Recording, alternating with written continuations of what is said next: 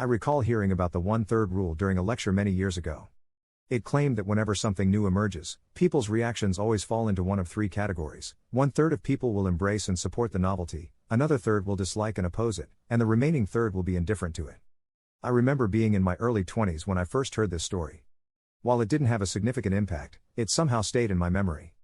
Now, a decade later, this rule resonates with me even more. No matter what I do or what decisions I make, there will always be people who support, oppose, or show no interest in them.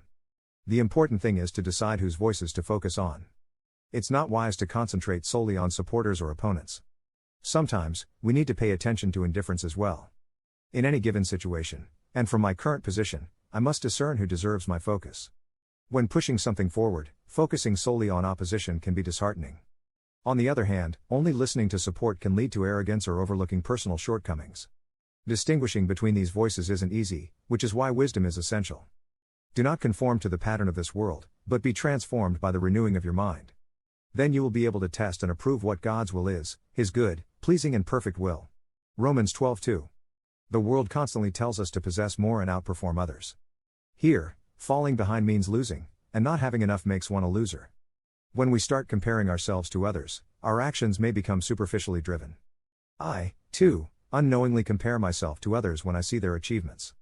Conversely, I might feel relief when I see someone who is less than me. The crux of this issue lies in what lies at the center of my life. If my core values revolve around the approval of others, all my decisions and actions will seek their validation, expending energy on the 2/3 who don't accept or care about me. Isn't so-called success ultimately about gaining the recognition of others? Even if I consider myself successful, it may feel insignificant if those around me don't acknowledge it. But what if God's approval is at the center of my life? The opinions of those who support, oppose, or show no interest in me would become irrelevant.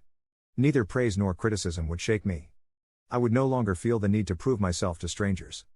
How would my life change if I lived solely for, with consideration of, and based on the standards of one being? Somehow, I feel that making decisions would become a little easier.